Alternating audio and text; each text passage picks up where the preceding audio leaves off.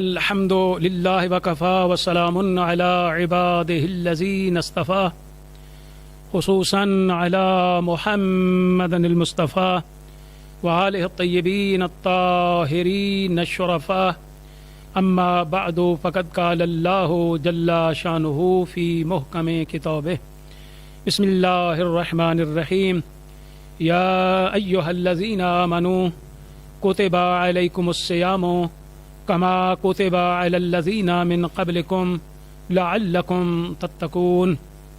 میرے تمام ناظرین و سامعین مومنین، آج ہمارا فضائل رمضان پہ یہ 12واں پروگرام ہے اور عظمت رمضان پہ گفتگو کرنے کے لیے جس آیت کو ہم نے منتخب کیا، جس آیت کا انتخاب کیا، وہ سورہ بقرہ کی آیت ہے جس میں اللہ تبارک و تعالی نے روزے کے وجوب کا تذکرہ فرمایا۔ ذات واجب الوجود نے ارشاد فرمایا، یا ایھا الذین آمنوا، اے وہ لوگو جو ایمان لائے ہو، کتب علیکم الصیام، فرض کیے گئے ہیں تم پر روزے، کما کتب علی الذین من قبلکم، جس طرح فرض کیے گئے تھے ان لوگوں پر جو تم سے پہلے تھے، لعلکم تتقون، تاکہ تم متقی بن جاؤ، تاکہ تم بچ جاؤ، تاکہ تم جہنم کی آگ سے نجات پا جاؤ۔ کیونکہ پیغمبر اسلام صلی اللہ علیہ وآلہ وسلم کی حدیث پاک ہے، امام الانبیاء علیہ الصلوۃ والسلام نے ارشاد فرمایا کہ روزہ جہنم سے ڈھال کا کام دیتا ہے۔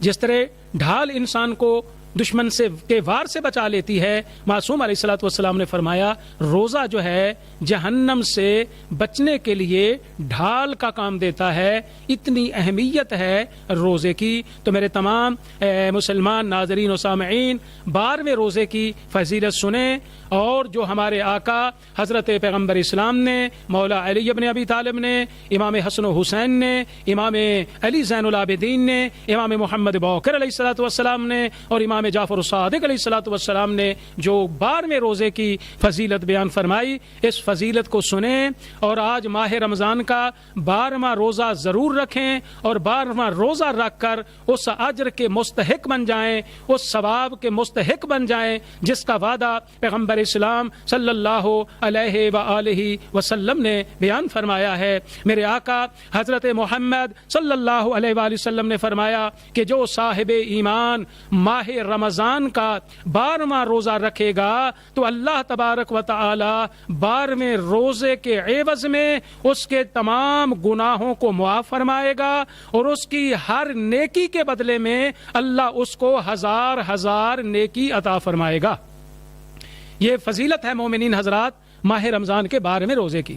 اگر کوئی گناہ گار و خطا کار ماہ رمضان کا 12واں روزہ رکھتا ہے اور جملہ شرائط جو ہم نے اپنے دروس میں بیان کیے ان پر عمل کرتا ہے، تو پیغمبر فرماتے اللہ اس کے گناہوں کو بھی معاف فرمائے گا، اور ہر نیکی کے بدلے میں اللہ اس کو 1000 نیکی کا اجر جو ہے وہ عطا فرمائے گا۔ یہ عظمت و فضیلت ہے ماہ رمضان کے 12ویں روزے کی۔ اور ماہ رمضان کے 12ویں روزے کے ساتھ ساتھ ہم جس طرح کہ آپ کو علم ہے، گزشتہ جو دروس ہم نے دیے وہ فضائل رمضان اور فضائل درود پاک پر ہم نے دیے، اور آج میں یہ بتانا چاہتا ہوں کہ مومن کا مقام کیا ہے، اور مومن جو ہے اس کا اللہ تبارک و تعالی نے قرآن میں کن صفات کا جو ہے وہ تذکرہ فرمایا ہے۔ خالق کائنات نے سورۃ المومنون کی ابتدا کو پڑھیں تو اللہ تبارک و تعالی نے فرمایا کہ کامیابی حاصل کی ان مومنین نے جو اپنی نماز میں خضوع و خشوع کرنے والے ہیں، کامیابی حاصل کی ان مومنین نے جو لغویات سے اپنے آپ کو بچانے والے ہیں، کامیابی حاصل کی ان مومنین نے کہ جو زکوٰۃ کو ادا کرنے والے ہیں، کامیابی حاصل کی ان مومنین نے کہ جو اپنی ازواج کے علاوہ اپنے شرمگاہوں کی حفاظت کرتے ہیں، یعنی برے کام جو ہیں وہ نہیں کرتے۔ تو پیغمبر اسلام صلی اللہ علیہ وآلہ وسلم نے ارشاد فرمایا کہ ہر مومن جو ہے، ہر مومن کا دوسرے مومن پہ 7 قسم کے حقوق ہیں۔ ایک مومن کے دوسرے مومن پہ 7 قسم کے حقوق ہیں۔ صحابہ کرام نے پوچھا یا رسول اللہ صلی اللہ علیہ وآلہ وسلم بتائیں کہ ہر مومن کا دوسرے مومن پہ حق ہے۔ اور وہ حق مومن کا کتنی قسم کا ہے؟ تو پیغمبر اسلام صلی اللہ علیہ وآلہ وسلم نے فرمایا کہ 7 حق ہیں مومن کے خدا کی طرف سے دوسرے مومن پر واجب، یعنی اللہ کی طرف سے واجب ہیں 7 حقوق دوسرے مومن کے لیے. اور وہ کیا؟ میرے آقا علیہ الصلوۃ والسلام نے فرمایا سب سے پہلا مومن کے اوپر جو حق مومن کا واجب ہے وہ یہ ہے کہ مومن کی نظر میں مومن کی عزت، یہ پہلا حق ہے. اگر ایک بندہ اپنے آپ کو کہتا ہے جی میں مومن ہوں، تو اللہ کی طرف سے یہ واجب ہے مومن کے اوپر کہ اس مومن پر واجب ہے کہ اس کی نظر میں دوسرے مومن کی عزت ہونی چاہیے. اگر وہ مومن کی عزت نہیں کرتا، مومن کی توہین کرتا ہے، مومن کی وہ بے عزتی کرتا ہے، مومن کے ویک پوائنٹس وہ تلاش کرتا ہے کہ مومن کو ذلیل کیا جائے، تو اس کا مطلب ہے کہ وہ اپنے ایمان کا حق ادا ہی نہیں کر رہا.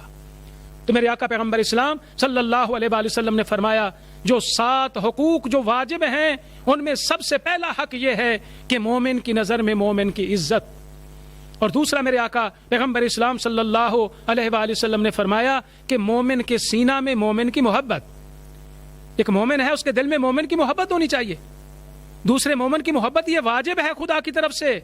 ایک مومن کہتا ہے جی میں مومن بھی ہوں اور وہ دوسرے مومن سے بغض بھی رکھتا ہے، وہ دوسرے مومن سے بیر بھی رکھتا ہے، وہ دوسرے مومن سے مطلب ہے کہ وہ حسد بھی کرتا ہے، تو وہ کیسا مومن ہے؟ اس کا مطلب یہ ہے کہ اگر اس کے سینے میں دوسرے مومن کی محبت نہیں ہے تو وہ حق کو ادا نہیں کر رہا. پھر میرے آقا پیغمبر اسلام صلی اللہ علیہ وآلہ وسلم نے فرمایا تیسرا حق جو مومن کا مومن پہ واجب ہے اللہ کی طرف سے وہ یہ ہے کہ اپنے مال سے دوسرے مومن بھائی کی مدد کرنا. اپنے مال سے مومن کی مدد کرنا یہ حق بھی واجب ہے. اور چوتھا میرے آقا پیغمبر اسلام صلی اللہ علیہ وآلہ وسلم نے فرمایا کہ جو خدا کی طرف سے مومن کا حق واجب، چوتھا حق یہ ہے کہ اس کی غیبت کو حرام سمجھنا. کسی مومن کی غیبت کو حرام سمجھنا. ہر مومن کسی مومن کی غیبت کو حرام سمجھے گا تو پھر اس نے اس مومن کے حق کو ادا کر دیا ہے. اور پانچواں میرے آقا پیغمبر اسلام صلی اللہ علیہ وآلہ وسلم نے فرمایا اگر کوئی مومن بیمار ہو جائے تو بیمار مومن کی عیادت کرنا بھی اللہ کی طرف سے یہ واجب ہے. یہ حق ہے مومن کا کہ مومن بیمار ہو جائے تو اس کی عیادت کرو. مومن بیمار ہو جائے اس کی عیادت کرو. یہاں تک روایات میں ملتا ہے اگر کوئی کسی مریض مومن کی عیادت کرتا ہے یا کسی مومن سے ملاقات کے لیے گھر جاتا ہے، اس کو اس سے کوئی کام نہیں ہے، اس کو اس سے کوئی مطلب نہیں ہے، وہ صرف اس لیے اس کی ملاقات کے لیے جا رہا ہے کہ وہ مومن ہے، اس کے دل میں خدا اور اہل بیت پیغمبر کی محبت ہے، وہ صرف خالصتاً للہ اس کی ملاقات کے لیے اس کے گھر جاتا ہے، تو میرے آقا علیہ الصلوۃ والسلام نے فرمایا اس کو اتنا اجر اللہ تعالیٰ فرمائے گا جتنا قبر حسین کی زیارت کا ثواب ہے. یعنی جتنا زائر امام کا ثواب ہے اتنا ثواب ہے کسی مومن سے ملنا، کسی مومن کی عیادت کرنا، بغیر کسی کام کے کسی مومن سے ملاقات کرنا. یہ پانچواں جو واجب ہے مومن کا مومن پر. اور چھٹا میرے آقا علیہ الصلوۃ والسلام نے فرمایا وہ یہ ہے کہ اگر کوئی مومن انتقال کر جائے تو مومن پر واجب ہے کہ وہ اس کے جنازے کی مشاعیت کرے، اس کے جنازے میں شرکت کرے. اور ساتواں حق جو پیغمبر اسلام صلی اللہ علیہ وآلہ وسلم نے بیان فرمایا، فرماتے ساتواں حق یہ ہے کہ اگر کوئی مومن دنیا سے چلا جائے تو مومن پر ضروری ہے کہ اس کا ذکر نیکی کے ساتھ کرے. نہ کہ ایک مومن دنیا میں جہاں دنیا میں نہیں ہے، ایک مومن دنیا سے چلا گیا ہے تو وہ مومن اس کی برائیاں ہی بیان کرتا رہے، اس کی خامیوں کو بیان کرتا رہے. معصوم علیہ الصلوۃ والسلام فرماتے ہیں یہ اچھی بات نہیں ہے، بلکہ مومن اگر دنیا سے چلا جاتا ہے تو میرے آقا پیغمبر اسلام صلی اللہ علیہ وآلہ وسلم فرماتے ہیں کہ نیکی کے ساتھ اس کا ذکر کرنا چاہیے. تو میرے تمام مومنین حضرات اور سامعین و ناظرین، یہ بہت مطلب ضروری ہے کہ مومن مومن کی عزت کرے، مومن مومن کا احترام کرے. اور حضرت علی ابن ابی طالب علیہ الصلوۃ والسلام نے صفات مومن کو بیان کرتے ہوئے میرے آقا امیر المؤمنین فرماتے ہیں کہ مومن وہ ہوتا ہے جو صادق القول ہوتا ہے.